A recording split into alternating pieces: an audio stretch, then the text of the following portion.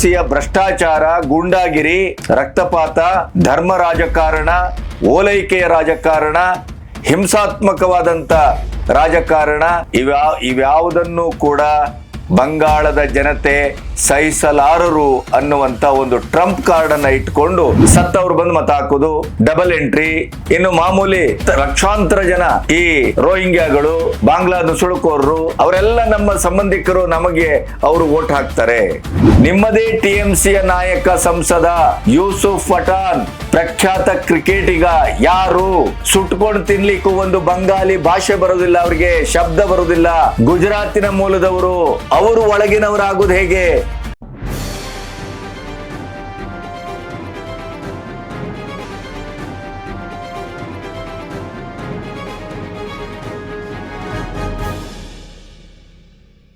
ನಮಸ್ತೆ, B Ganapati news ಚಾನೆಲ್ಗೆ ಸ್ವಾಗತ. ಪಂಚರಾಜ್ಯದ ಚುನಾವಣೆ ಬಹುತೇಕವಾಗಿ ಮುಗಿದಿದೆ. ಕೇವಲ ಪಶ್ಚಿಮ ಬಂಗಾಳದ 2ನೇ ಹಂತದ ಮತದಾನ ಒಂದು ಬಾಕಿ ಇದೆ, ಒಂದು ದಿನ ಬಾಕಿ ಇದೆ. 29ಕ್ಕೆ 2ನೇ ಹಂತದ ಮತದಾನ. ಈಗಾಗಲೇ ಮೊದಲ ಹಂತದ ಮತದಾನದಿಂದ ಅತ್ಯಂತ ಆತ್ಮವಿಶ್ವಾಸದ ಉತ್ತುಂಗದಲ್ಲಿರುವ ಬಿಜೆಪಿ ಅದೇ ಟೆಂಪರ್ಮೆಂಟ್ ಅನ್ನ ಹಾಗೆ 2ನೇ ಹಂತಕ್ಕೂ ಕಾದ್ಕೋಬೇಕು ಅನ್ನುವಂತ ಪ್ರಯತ್ನವನ್ನ ಎಲ್ಲಿಯೂ ಒಂದು ಕಿಂಚಿತ್ತೂ ಕೂಡ ಬಿಟ್ಕೊಡ್ತಾ ಇಲ್ಲ.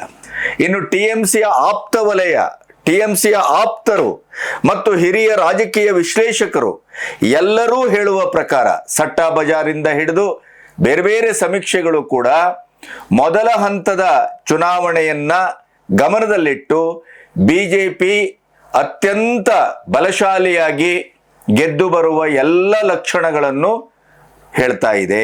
ಅದರ ಜೊತೆಗೆ ಬಂಗಾಳದಲ್ಲಿ ಗೆದ್ದು ದೆಹಲಿಗೆ ಹೋಗಿ ಇದು ವಿರೋಧ ಪಕ್ಷಗಳನ್ನೆಲ್ಲ ಮತ್ತೆ ಒಗ್ಗೂಡಿಸಿ ಮೋದಿಯವರನ್ನ ಪಟ್ಟದಿಂದ ಕೆಳಗಿಳಿಸುವುದು ನನ್ನ ಗುರಿ ಅಂತ ಮಮತಾ ಬ್ಯಾನರ್ಜಿ ಘೋಷಿಸಿದರು. ಅದಕ್ಕೆ ಯಾಕೆ ಆ ರೀತಿ ಅವರು ಮಾತಾಡಿದ್ರು ಅನ್ನೋದು ನಮಗೆ ಅರ್ಥ ಆಗಿದೆ. ನನಗೆ ಕುರ್ಚಿಯ ಮೋಹ ಇಲ್ಲ, ಇನ್ನೇನಿದ್ರು ನನಗೆ ಪ್ರಧಾನಿ ಮೋದಿಯವರನ್ನ ಕೆಳಗಿಳಿಸುವುದು ಅಂತೇಳಿ ಅವರು ಎಲೆಕ್ಷನ್ನಿನ ಸಂಜೆ ಹೊತ್ತಿಗೆ ಆಡಿದ ಮಾತು ಬೇರೆ ಬೇರೆ ವ್ಯಾಖ್ಯಾನಕ್ಕೆ ಕಾರಣ ಆಗಿತ್ತು. ಆಗಲೇ ಮಮತಾ ಬ್ಯಾನರ್ಜಿ ಅವರಾಗಾದ್ರೆ ಬಂಗಾಳದ ತನ್ನ ಸೋಲನ್ನ ಒಪ್ಪಿಕೊಂಡ್ರೆ ಅನ್ನುವ ಚಿಂತನೆ, ಚರ್ಚೆ ಆರಂಭ ಆದದ್ದಾಗ ಅದಕ್ಕೆ ರಿಜಾಯಿಂಡರ್ ರೀತಿ, ಅದಕ್ಕೆ ಅಮಿತ್ ಶಾ ಬಹಳ ಚೆನ್ನಾಗಿ ಹೇಳಿದ್ರು. ಬಂಗಾಳದಲ್ಲಿ ಸೂರ್ಯಾಸ್ತವಾಗ್ತಾ ಇದೆ, ಬಂಗಾಳವನ್ನೇ ಮಮತಾ ಬ್ಯಾನರ್ಜಿ ಅವರು ಕಳ್ಕೊಂಡಾಗ ದೆಹಲಿಗೆ ಬರುವ ಅಗತ್ಯತೆ ಏನು, ದೆಹಲಿಗೆ ಬರುವುದಾದ್ರೂ ಯಾಕೆ, ಹೇಗೆ ಅಂತ ಕೇಳಿದ್ದಾರೆ.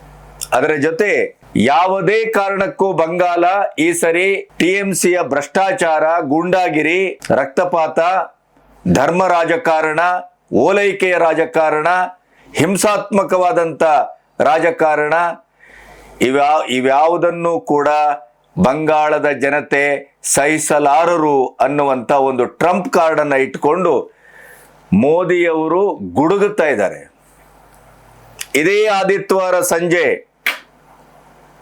ಬಂಗಾಳದ ಹೃದಯ ಭಾಗವಾದಂತ ಕಲ್ಕತ್ತಾದಲ್ಲಿ ನಡೆದಂತ ರೋಡ್ ಶೋ, ಅಬಾಲ ವೃದ್ಧರು ಕಿತ್ತೆದ್ದು ಬಂದು ಮೋದಿಯವರನ್ನ ಕಾಣುವ ತವಕವನ್ನ ಗಮನಿಸಿದರೆ, ಹಿಂದೆ ಒಂದು ಮಾತಿತ್ತು, ಬಂಗಾಳದ ಚುನಾವಣೆ ಅಂತ ಬಂದರೆ ಯಾವುದೇ ಎಂತ ಶಕ್ತ, ಎಂತ ಜನಪ್ರಿಯವಾದಂತ ಪ್ರತಿಪಕ್ಷದ ಲೀಡರ್ ಬಂದರೂ ಕೂಡ ಅವರೆಲ್ಲರನ್ನೂ ಎದುರಿಸಲಿಕ್ಕೆ ಒಂದೇ ಒಂದು ಮಮತಾ ಬ್ಯಾನರ್ಜಿ ಸಾಕು. ಈ ಸಾರಿ ಅದರ ಸಿನಾರಿಯೋ ಬದಲಾಗಿದೆ. ಹಾಗಾದ್ರೆ ರೋಡ್ ಶೋಗೆ ಬಂದವರೆಲ್ಲರೂ ಮೋದಿಯವರಿಗೆ ಮತ ಹಾಕ್ತಾರಿಯೇ? ಕೇರಳದಲ್ಲೂ ರೋಡ್ ಶೋಗೆ ಮೋದಿಯವರಿಗೆ ಜನ ಮುತ್ಕೊಳ್ತಾರಲ್ಲ ಅನ್ನುವಂತ ಒಂದು ಕುಹಕದ ಮಾತು ಮತ್ತು ತರ್ಕಬದ್ಧವಾದಂತ ಮಾತು ಎದುರಿದೆ ಅಂತ ಅಂದ್ಕೊಳ್ಳೋಣ. ಆದರೆ ಬಂಗಾಳದಲ್ಲಿ ಈ ರೀತಿಯ ವಾತಾವರಣ ಹಿಂದೆಂದೂ ಬದಲಾಗಿರ್ಲಿಲ್ಲ. ಮತ್ತೆ ಬಂಗಾಳದ ಒಂದು ಆಶ್ಚರ್ಯಕರವಾದಂತ ಚರಿತ್ರೆ ಹೇಗಿದೆ. 23 ವರ್ಷ ಜ್ಯೋತಿ ಬಸು ಆಳಿದ್ರು. ಅದಕ್ಕೆ ಹಿಂದೆ ತಥಾಕಚಿತವಾಗಿ ಬೇರೆ ಪಕ್ಷ ಆಳಿತ್ತು. ಅದರ ನಂತರ ಬುದ್ಧದೇವ ಪಟ್ಟಾಚಾರ್ಯ ಬಂದ್ರು 10 ವರ್ಷ. ಆ ನಂತರ ಈಗ 15 ವರ್ಷದಿಂದ ಅವಿಚ್ಛಿನ್ನವಾದಂತ ಆಡಳಿತ ಮಮತಾ ಬ್ಯಾನರ್ಜಿ ಅವರದು. ಒಮ್ಮೆ ಮುಖ್ಯಮಂತ್ರಿ ಪಟ್ಟಕ್ಕೆ ಬಂದ್ರು ಅಂತಾದ್ರೆ ಈ ಜನರನ್ನ ಕಪಿಮುಷ್ಟಿಯಲ್ಲಿ ಇಟ್ಕೊಳ್ಳುವಂಥದ್ದು ಅಲ್ಲಿ ಒಂದು ಜಾಯಮಾನ. ಆದ್ರೆ ಈ ಸರಿ ಈ 15 ವರ್ಷದ ಆಡಳಿತ ವಿರೋಧಿ ಅಲೆ ಜೊತೆಗೆ SIR, ಅದಕ್ಕಿಂತ ಮುಖ್ಯವಾಗಿ 94 ಲಕ್ಷ ಕೊಟ್ಟಿ ಮತದಾರರನ್ನ ಲಿಸ್ಟಿಂದ ತೆಗೆದು ಬಿಸಾಡಿದ್ದು, ಬಾಂಗ್ಲಾದಿಂದ ಬಂದ ನುಸುಳುಕೋರರು ಏನು ಮಮತಾ ದೀದಿಯ ಟ್ರಂಪ್ ಕಾರ್ಡು ವೋಟ್ ಬ್ಯಾಂಕ್ ಆಗಿ ಏನು ಉಳಿದಿತ್ತು ಅದನ್ನ ಈ ಸಾರಿ ಚುನಾವಣಾ ಆಯೋಗ ಸಂಪೂರ್ಣವಾಗಿ ಧೂಳಿಪಟ ಮಾಡಿದೆ. ಈ ಎರಡನೇ ಹಂತದ ಮತದಾನದಲ್ಲಿ TMC ಗೂಂಡಾಗಳು ಅಲ್ಲಲ್ಲಿ ಹೋಗಿ ಬೆದರಿಸುವಂತ ಕಾರ್ಯಕ್ರಮವನ್ನು ಮಾಡ್ತಾ ಇದ್ದಾರೆ. ಅದು ವರದಿ ಆಗ್ತಾ ಇದೆ. 100ಕ್ಕೂ ಹೆಚ್ಚು ಕಚ್ಚಾ ನಾಡ ಬಾಂಬುಗಳು ಪತ್ತೆಯಾಗಿವೆ. ಅದನ್ನ ನಿಷ್ಕ್ರಿಯಗೊಳಿಸಿದ್ದಷ್ಟೇ ಅಲ್ಲ, ತನಿಖೆಗೆ NIAಯನ್ನ ಆಹ್ವಾನಿಸಲಾಗಿದೆ. ಒಂದು ದಿನ ಮೊದಲು ಏನೆಲ್ಲ ಬಂಗಾಲದಲ್ಲಿ ನಡೀತಾ ಇದೆ, ಬಂಗಾಲದಲ್ಲಿ ಯಾರೆಲ್ಲ ಪ್ರಚಾರಕ್ಕೆ ಬರ್ತಾ ಇದ್ದಾರೆ, ಪ್ರಚಾರಕ್ಕೆ ಬಂದಾಗ ಜನ ಅದನ್ನ ಯಾವ ರೀತಿ ತರ್ಕಿಸ್ತಿದ್ದಾರೆ ನೋಡ್ತಾ ಇದ್ದಾರೆ, ಈ ಎಲ್ಲ ವಿವರಗಳನ್ನ ನಿಮ್ಮೊಟ್ಟಿಗೆ ಹಂಚ್ಕೋಬೇಕು. ಇಲ್ಲಿಯವರೆಗೆ ನನ್ನ ಚಾನೆಲ್ ಅನ್ನ ಸಬ್ಸ್ಕ್ರೈಬ್ ಮಾಡದೇ ಇದ್ರೆ ಸಬ್ಸ್ಕ್ರೈಬ್ ಮಾಡಿ ಮತ್ತು ಸ್ವತಂತ್ರ ಪತ್ರಿಕೋದ್ಯಮಕ್ಕೆ ಬೆಂಗಾವಲಾಗಿ. ಒಂದು ದಿನ ಬಾಕಿ ಇದೆ. ಬಂಗಾಲದಲ್ಲಿ ಇದು ಪ್ರಾಯಶಃ ಬಿರುಗಾಳಿಯ ಹಾಗೆ ಬದಲಾವಣೆಯ ಗಾಳಿ ಬೀಸ್ತಾ ಇದೆ ಅನ್ನುವ ಮಾತು ಕೇಳಿ ಬರ್ತಾ ಇದೆ. TMCಯ ಯೂಸುಫ್ ಪಠಾಣ್, ಸಂಸದ ಯೂಸುಫ್ ಪಠಾಣ್ ಒಂದು ವಾರ 10 ದಿನ ಮೊದಲು ಒಂದು ಮಾತು ಹೇಳಿದ್ರು. ಇನ್ನು ಮುಂದಿನ 40ರಿಂದ 50 ವರ್ಷ ಬಂಗಾಳದ ನೆಲದಲ್ಲಿ TMCಯನ್ನ ಕದಲಿಸ್ಲಿಕ್ಕೂ ಕೂಡ ಯಾರಿಂದೂ ಸಾಧ್ಯ ಇಲ್ಲ. ಆದ್ರೆ ಅದೇ ಮನುಷ್ಯ ಗುಜರಾತಿನ ಒಂದು ಉಪಚುನಾವಣೆಯಲ್ಲಿ ಏನೋ ಸ್ಥಳೀಯ ಚುನಾವಣೆಗೆ ಮತ ಹಾಕ್ಲಿಕ್ಕೆ ಹೋಗಿದ್ದಾರೆ. ಯಾಕೆಂದ್ರೆ ಅವರು ಬಂಗಾಲಿಗರಲ್ಲ, ಗುಜರಾತಿ. ಅಲ್ಲಿ ಮತ ಹಾಕಿದಂತ ಸಂದರ್ಭದಲ್ಲಿ ಅವ್ರು ಹೇಳ್ತಾ ಇದ್ದಾರೆ, ಮುಂದಿನ 45-50 ವರ್ಷಗಳು ಇದೇ ಗುಜರಾತ್ ನಲ್ಲಿ ಬಿಜೆಪಿಯನ್ನ ಅಲ್ಲಾಡಿಸ್ಲಿಕ್ಕೆ ಸಾಧ್ಯ ಇಲ್ಲ. ಬಿಜೆಪಿಯನ್ನ ಇಲ್ಲಿಯ ಜನರು ಬಯಸಿ ವೋಟ್ ಹಾಕ್ತಾ ಇದ್ದಾರೆ. ಹಾಗಾಗಿ ಜನರ ಮನಸ್ಸು ಯಾವ ರೀತಿ, ಎಲ್ಲಿಗೆ, ಎಷ್ಟೊತ್ತಿಗೆ ಅದು ಬದಲಾಗುತ್ತೆ, ಯಾವುದನ್ನ ಅವ್ರು ನೆಚ್ಕೊಳ್ತಾರೆ ಗೊತ್ತಾಗುದಿಲ್ಲ. ಬಂಗಾಳದಲ್ಲೂ ಕೂಡ ಈ ಹೊತ್ತಿನ ಒಟ್ಟು ಟ್ರೆಂಡ್ ಅನ್ನ ನೋಡಿದ್ರೆ ಏನೂ ಹೇಳಲಿಕ್ಕೆ ಸಾಧ್ಯ ಇಲ್ಲ ಅನ್ನುವಂಥ ಮಾತನ್ನ ಪಠಾಣ್ ಹೇಳಿರುವುದು ಕೂಡ TMCಗೆ ಈ ರೀತಿಯ ಒಂದು ದುರದೃಷ್ಟಕರ ಶಕೆ ಮತ್ತು ಈ ಸರಿ ಸೋಲುವಂತ ಭೀತಿ ಖಂಡಿತವಾಗಿಯೂ ಅಂಟಿದೆ ಅನ್ನೋದನ್ನ ಜನ ಅರ್ಥ ಮಾಡ್ಕೊಳ್ತಾ ಇದ್ದಾರೆ. ಯಾಕೆಂದ್ರೆ ಈ ಸೋಲಿನ ಭೀತಿಯ ಒಂದು ಪರ್ಯಾಯವಾದ ಮಾತು ಅಥವಾ ಅದರ ಬಗ್ಗೆ ಸಂಬಂಧಪಟ್ಟಂತ ಕೆಲವು ಹೇಳಿಕೆಗಳನ್ನು ಗಮನಿಸಿದರೆ TMC ವಿಶ್ವಾಸಾರ್ಹತೆಯಿಂದ ವಿಶ್ವಾಸಪೂರ್ಣವಾಗಿ ಅದು ತನ್ನ ಮೇ 4ರ ದಿನವನ್ನ ನಿರೀಕ್ಷೆ ಮಾಡ್ತಾ ಇಲ್ಲ. ಬಹಳ ಸ್ಪಷ್ಟ ಅದು. ಬಿಜೆಪಿ ತನ್ನ ಆತ್ಮವಿಶ್ವಾಸವನ್ನ ಗಳಿಗೆಗೆ ಹೆಚ್ಚಿಸ್ಕೊಳ್ತಾ ಇದೆ. ಈಗ ಉದಾಹರಣೆಗೆ ಬಂಗಾಳದ ಚುನಾವಣೆ ಇನ್ನೇನು ಹತ್ರ ಬರ್ತಾ ಇದೆ ಅಂತ ಅಂದಾಗ ಮಮತಾ ಬ್ಯಾನರ್ಜಿ ಅವರು ತಮ್ಮ ಸ್ಟ್ರಾಟಜಿಯನ್ನ ಬದಲಾಯಿಸಿದ್ರು. ಇಲ್ಲಿ ಏನೋ ಬೇರೆ ಆಗ್ತಾ ಇದೆ. ಯಾಕೆಂದ್ರೆ ನನ್ನ ಇಡಗಂಟು ಅಂತ ಏನಿತ್ತು, ಸತ್ತವ್ರು ಬಂದು ಮತ ಹಾಕೋದು, ಡಬಲ್ ಎಂಟ್ರಿ, ಇನ್ನು ಮಾಮೂಲಿ ಲಕ್ಷಾಂತರ ಜನ ಈ ರೋಹಿಂಗ್ಯಾಗಳು, ಬಾಂಗ್ಲಾ ನುಸುಳುಕೋರರು ಅವರೆಲ್ಲ ನಮ್ಮ ಸಂಬಂಧಿಕರು, ನಮಗೆ ಅವರು ವೋಟ್ ಹಾಕ್ತಾರೆ. ಅದರ ಜೊತೆಗೆ ಇಲ್ಲಿಯವರೆಗೂ ವೋಟಿಂಗ್ ಅನ್ನೋದು ಏನು, ಅದು TMC ಗೂಂಡಾಗಿರಿಯ ಅಖಾಡ ಅಷ್ಟೇ. ಅಲ್ಲಿ ಪೊಲೀಸು ಗೀಲೀಸು ಅದು ಇದು ಯಾವುದು ಡೋಂಟ್ ಕೇರ್.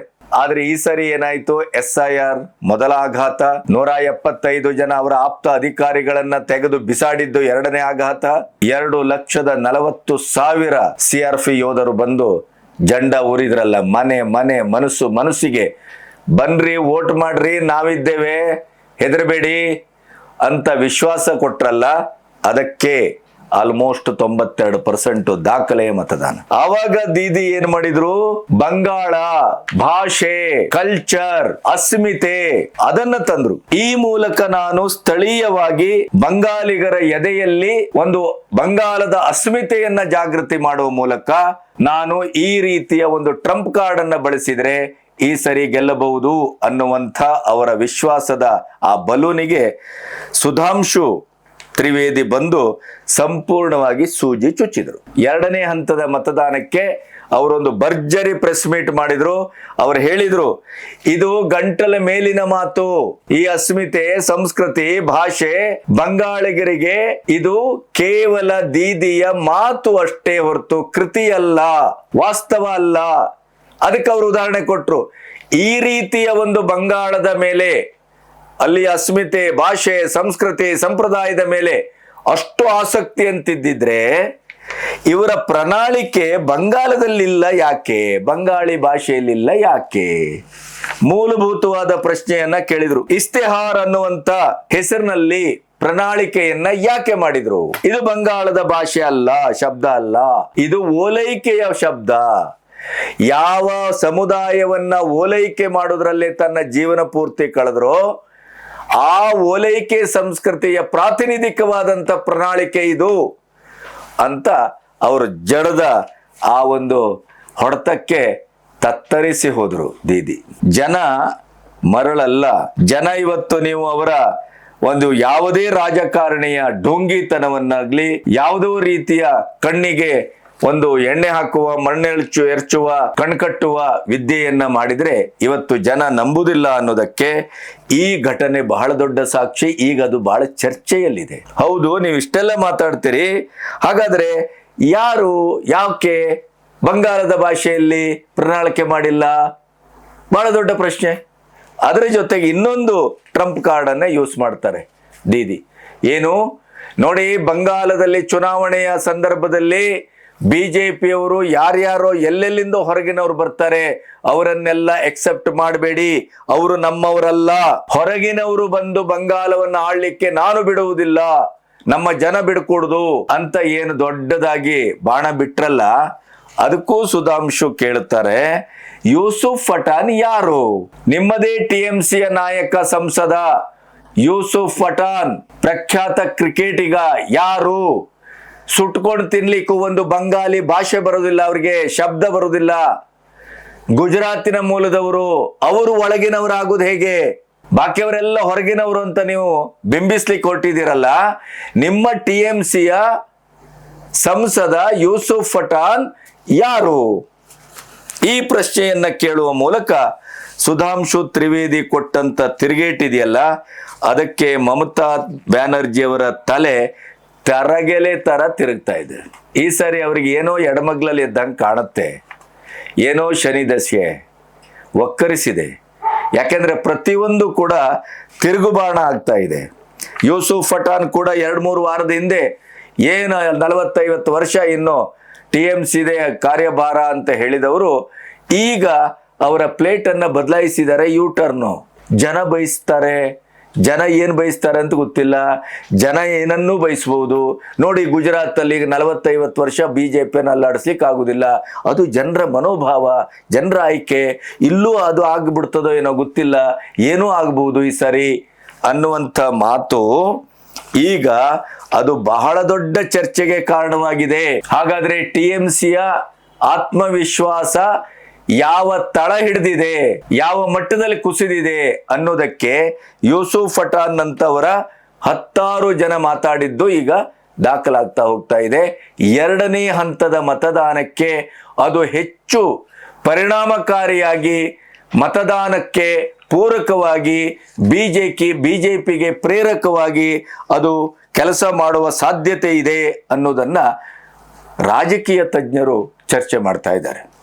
ಇನ್ನು ಬಿಜೆಪಿ ಬಹಳ ಮುಖ್ಯವಾಗಿ ತನ್ನ ಏರುಗತಿಯ ಒಂದು ಜನಪ್ರಿಯತೆಯ ಟ್ರೆಂಡ್ ಏನಿದೆ, ಮತ್ತೆ ಮೊದಲ ಹಂತದ ಚುನಾವಣೆಯ ಒಂದು ಆ ಭಾರೀ ಮತದಾನ, ದಾಖಲೆಯ ಮತದಾನ, ಆ ಮತದಾನವನ್ನ ಇಟ್ಟುಕೊಂಡು ತರ್ಕಿಸ್ತಾ ಇರುವಂತ ರೀತಿ, ಬಿಜೆಪಿಯೇ ತನ್ನ ಒಂದು 100-110 ಸೀಟನ್ನ ನಾವು 152ರಲ್ಲಿ ಗೆಲ್ತೇವೆ, ಈ 142ರ 2ನೇ ಹಂತದಲ್ಲಿ ಒಂದು ಟಿಎಂಸಿಯ ಅಖಾಡ, ಟಿಎಂಸಿಯ ವೋಟ್ ಬ್ಯಾಂಕು ಇತ್ಯಾದಿ ಇದ್ರೂ ಕೂಡ ಈ ಸಾರಿ ಬಿಜೆಪಿಗೆ ಇರಬಹುದಾದಂತ ಜನಪ್ರಿಯತೆಯ ಕಾವು, ಮತ್ತೆ ಮೋದಿಯವರು ಬಂದಲ್ಲಿ ಇಡೀ ಬಂಗಾಳದ ಜನ ಕಿತ್ತೆದ್ದು ಬರ್ತಾ ಇರುವಂತ ರೀತಿ, ಅದರ ಜೊತೆಗೆ ಜಲ್ಮುರಿಯನ್ನು ತಿಂದ್ರಲ್ಲ, ಚರ್ಮುರಿ ನಮ್ಮ ಭಾಷೆಯಲ್ಲಿ, ಅಲ್ಲಿ 10 ರೂಪಾಯಿ ಕೊಟ್ಟು ಅದನ್ನ ಇವರದೇ ಸೆಕ್ಯೂರಿಟಿ ಗಾರ್ಡ್ ಅನ್ನುವ ರೀತಿಯಲ್ಲಿ ಅದನ್ನು ಬಿಂಬಿಸ್ಲಿಕ್ಕೆ ಹೋದ್ರು. ಅಮೆರಿಕಕ್ಕೆ ಹೋದಾಗ ಲಾರಿ ಓಡಿಸಿದ್ರಲ್ಲ ರಾಹುಲ್ ಗಾಂಧಿ, ಕೊನೆಗೆ ಆ ಲಾರಿ ಡ್ರೈವರ್ ಯಾರು, ಏನ್ ಕತೆ, ಅವರೊಟ್ಟಿಗೆ ಮಾತಾಡಿದ ಸಂಭಾಷಣೆ, ಅದೆಲ್ಲ ಕಾಂಗ್ರೆಸ್ಸಿನ ಕಾರ್ಯಕರ್ತ ಅನ್ನೋದು ದಿನ ಬೆಳಗಾದ್ರೆ ಹೊರಗೆ ಬಿದ್ದು ಹೇಸಿಗೆ ಆಗಿತ್ತಲ್ಲ. ಅದೇ ಟ್ರಂಪ್ ಕಾರ್ಡ್ ಅನ್ನ ಮೋದಿ ಅವರಿಗೆ ಯೂಸ್ ಮಾಡ್ಲಿಕ್ಕೆ ನೋಡಿದ್ರು, ಅದಾಗಿಲ್ಲ. ಅವನು ನಿಜವಾದ ಚರ್ಮುರಿ ಅಂಗಡಿಯ ಒಂದು ಹುಡುಗ ಅನ್ನೋದು ಸಾಬೀತಾಯ್ತು. ಅವನಿಗೆ ಅವರು ಮೋದಿಯವರು ಕೊಟ್ಟ 10 ರೂಪಾಯಿ ಇವತ್ತು 2.25 ಲಕ್ಷ, 2,30,000ಕ್ಕೆ ಅದು ಇವತ್ತು ಡಿಮಾಂಡ್ ಆಗ್ತಾ ಇದೆ. ನನಗೆ ಕೊಡಿ, ನಾವು 2.5 ಲಕ್ಷ ಕೊಡ್ತೇವೆ ಅಂತ. ಅದು ಒಂದು 25,000ದಿಂದ ಆರಂಭ ಆಯಿತು, ಆಮೇಲೆ 1.5 ಲಕ್ಷಕ್ಕೆ ಬಂತು, ಈಗ 2.5 ಲಕ್ಷಕ್ಕೆ ಬಂದು ನಿಂತಿದೆ. ಅಂದರೆ ಮೋದಿಯವರ ಜನಪ್ರಿಯತೆಯ ಟ್ರೆಂಡು ಬಂಗಾಲದಲ್ಲಿ ಯಾವ ರೀತಿ ಬೆಳೀತಾ ಇದೆ ಅನ್ನೋದನ್ನು ಗಮನಿಸಿದರೆ, ನೀವು ಮೊನ್ನೆ ಸಂಡೇ ಅವರ ರೋಡ್ ಶೋವನ್ನು ಗಮನಿಸಿದರೆ ನಿಮ್ಗೆ ಅರ್ಥ ಆಗತ್ತೆ. ಅದು ಅತ್ಯದ್ಭುತವಾದಂಥ ಒಂದು ಮೋದಿಯವರ ಜನಪ್ರಿಯತೆಯ ಟ್ರೇಡ್ ಮಾರ್ಕ್ ಅಂತಲೇ ಅದು ಗಮನಿಸಲ್ಪಡ್ತಾ ಇದೆ. ಇವೆಲ್ಲವನ್ನು ಗಮನಿಸಿದರೆ 2ನೇ ಹಂತದಲ್ಲೂ ಕೂಡ BJPಗೆ ನಿರ್ಣಾಯಕವಾದಂಥ ಮತ ಚಲಾವಣೆ ಆಗುವ ಎಲ್ಲ ಸಲ್ಲಕ್ಷಣಗಳೂ ಕಾಣ್ತಾ ಇದೆ ಅನ್ನೋದು ರಾಜಕೀಯ ವಿಶ್ಲೇಷಕರ ಅಭಿಪ್ರಾಯ. ಈ ಹಿನ್ನೆಲೆಯಲ್ಲಿ ಮಮತಾ ಬ್ಯಾನರ್ಜಿ ಕೊನೆ ಗಳಿಗೆಯಲ್ಲಿ ಅರವಿಂದ್ ಕೇಜ್ರಿವಾಲ್ನನ್ನ ಒಂದು ರೀತಿಯ ಏನು ಸ್ಟಾರ್ ಪ್ರಚಾರಕನಾಗಿ ಕರೆಸಿದ್ರು. ಅರವಿಂದ್ ಕೇಜ್ರಿವಾಲ್ನ ಕಥೆ ಏನಾಗಿದೆ ನಿಮಗೆ ಗೊತ್ತು. 7 ಜನ ಈಗ ಚಡ್ಡನೊಟ್ಟಿಗೆ ಬಂದು ಅರವಿಂದ್ ಕೇಜ್ರಿವಾಲ್ರ ಚಡ್ಡಿ ಬಿಚ್ಚಿ ನಿಲ್ಲಿಸಿದ್ದಾರೆ, ಜನರ ಎದುರು ಬೆತ್ತಲಾಗಿಸಿದ್ದಾರೆ. ಇನ್ನು ಪಂಜಾಬ್ನಲ್ಲಿ 94ರಲ್ಲಿ 63 ಈಗಾಗಲೇ ನಮ್ಮ ಕಡೆ ಇದೆ, 45 ಜನ ಪಕ್ಕಾ ಆಗಿದ್ದಾರೆ ಅಂತ ಚಡ್ಡಾ ಅವರು ಅಮಿತ್ ಶಾ ಅವರಿಗೆ ವಚನ ಕೊಟ್ಟಿದ್ದಾರೆ. ಸೊ ಈ ಹಿನ್ನೆಲೆಯಲ್ಲಿ ಕೇಜ್ರಿವಾಲಿನ ಏನು ಆಮ್ ಆದ್ಮಿ ಪಕ್ಷವೇ ಬಹುಶಃ ಸಂಪೂರ್ಣ ವಾಶೌಟ್ ಆದರೂ ಆಶ್ಚರ್ಯ ಇಲ್ಲ. ಅದನ್ನೇ ಜನ ಮಾತಾಡ್ತಾ ಇದ್ದಾರೆ. ನಿಮಗೆ ಬೇಕಾದಷ್ಟು ಸಮಸ್ಯೆ ಇದೆ, ನಿಮ್ಮ ಪಕ್ಷವೇ ಗೋವಿಂದ ಆಗುವ ಸ್ಥಿತಿಯಲ್ಲಿ ಇದ್ದಾಗ ನೀವ್ಯಾಕೆ ಬಂಗಾಲಕ್ಕೆ ಬಂದ್ರಿ ಅಂತ ಕೇಳಿದ್ದಾರೆ ಜನ. ಅದರ ಜೊತೆಗೆ ಅವರು ಆಡಿದ ಮಾತನ್ನು ಕೂಡ ಬಹಳಷ್ಟು ಜನ ತರ್ಕಿಸಿದ್ದಾರೆ, ವ್ಯಂಗ್ಯ ಮಾಡಿದ್ದಾರೆ.